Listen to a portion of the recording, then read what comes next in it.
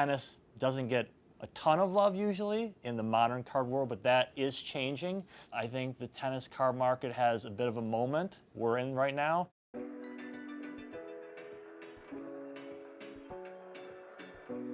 Ed McGrogan here for Tennis Channel at the International Tennis Hall of Fame Museum and Library, where we are today. I'm here with JT Bazanga, Collections Manager. Can you tell us a bit where we are and just a little bit about the space, what we're going to talk about today? We are on the third floor of the International Tennis Hall of Fame. This is where we have our storage vaults along with most of our collection. I'm the collections manager, so I'm responsible for the day-to-day care of the artifacts in the exhibit and in the permanent collection.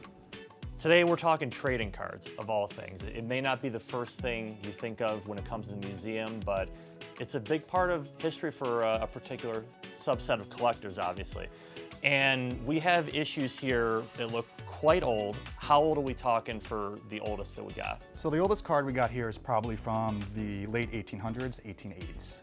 These cigarette cards were produced through up to the 1950s. You know, they would have maybe some trivia on them. These from the players' cigarettes has tennis moves like a backhand. We have a forehand drive here. Backhand volley. And we also have this wonderful cigarette card album. The cigarette companies would sell these albums where you could take your cigarette card and paste it in, and you will then have a nice book and you'll be able to display it in your house. Really, really cool stuff here. Of all the cards in the museum, I mean, is there a personal favorite of yours? Yes, it's actually right over here in this case. So this card is a Dick Sears card from the 1880s. It was produced by Allen and Ginter. They were one of the first companies to actually produce cigarette cards. And the cool thing about this company is Topps Trading Cards actually has a line of Allen and Ginter cards that uses the design from the original cigarette cards. So it's like a fusion of the old school cigarette cards and the new modern cards. Do you have any sense of a value on any of these, or is it more like an unknown just given that they're so unique to begin with? It's unknown. Yeah. It's unknown. I think the adage is whatever the collector will pay.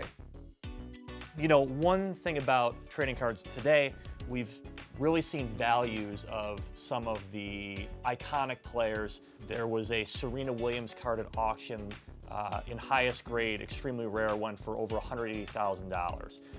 Even Carlos Alcaraz, you know, he has obviously taken this tennis world by storm, so to speak.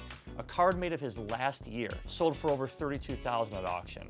Maybe he'll be a Hall of Famer decades from now, but have you heard a lot of just discussion about him in your time here in the museum? Because he really has become this, I think, worthy successor. Yeah, I mean, you hear a bunch, especially after he won Wimbledon and beat Djokovic. People would come into the museum and be like, oh, do you think he's the next big thing? Do you think they'll pass the torch to him? And, you know, he's on that way. He's looking great. So there is certainly a buzz around Alcaraz.